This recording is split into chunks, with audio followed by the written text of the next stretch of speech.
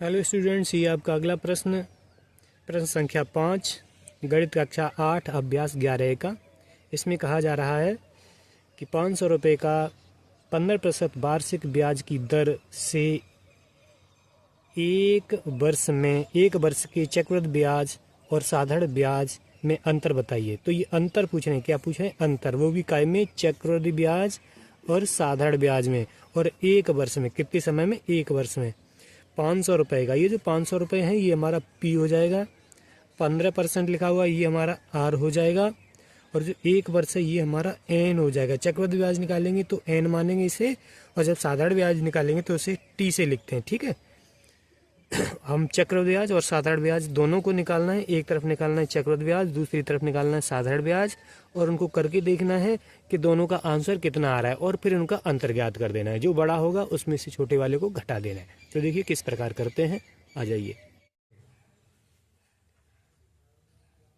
ज्ञात है यहाँ निकाला जाएगा, और P बराबर है 500 रुपये, R बराबर है 15% और N बराबर है 1, क्योंकि एक वर्ष के लिए कह रहे हैं। तो चक्रवृद्धि ब्याज के लिए यहाँ सूत्र लगाएंगे। चक्रवृद्धि ब्याज का सूत्र होता है A बराबर P1 plus R/100 power N। अब इधर आ जाइए, साधारण ब्याज के लिए हमारा कौन सा है? चक्रवृद्धि ब्याज।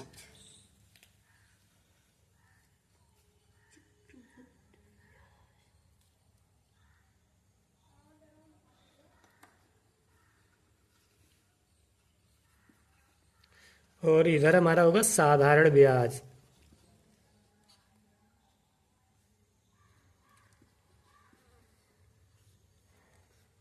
साधारण ब्याज का सूत्र होता है,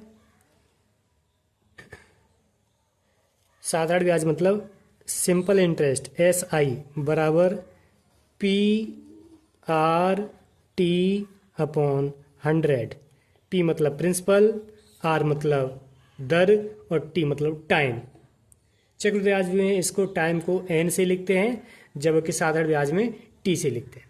चलिए इन दोनों सूत्रों में ये मान लगाते हैं और पता करते हैं। तो आ जाइए चक्रवृद्धि ब्याज की तरफ। तो A बराबर P हमारा 500, कोष्टक चालू, 1 प्लस R 15/100 घात 1। N बराबर 1 है तो 1 को लगाना नहीं है।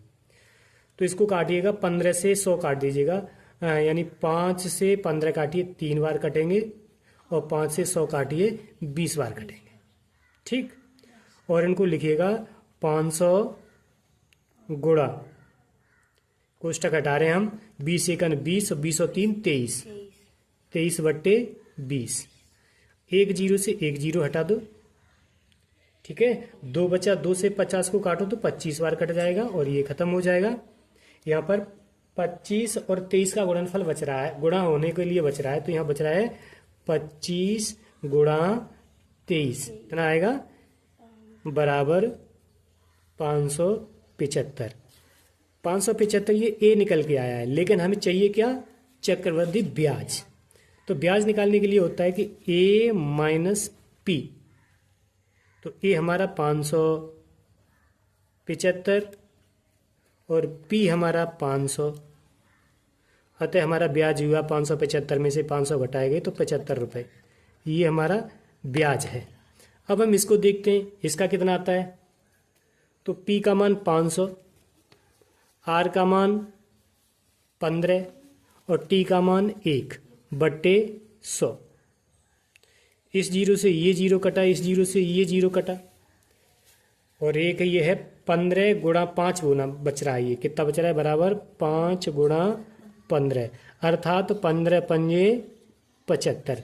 ये भी ब्याज जो CI और SI हो रहा है वो भी 75 रुपये, और ये जो CI है आपका कंपाउंड इंटरेस्ट है ये भी 75 रुपये। लेकिन ये पूछ रहे हैं साधारण ब्याज तथा चक्रवृद्धि ब्याज में अंतर। तो हम लिखेंगे कि अंतर बराबर, दोनों का अंतर बराबर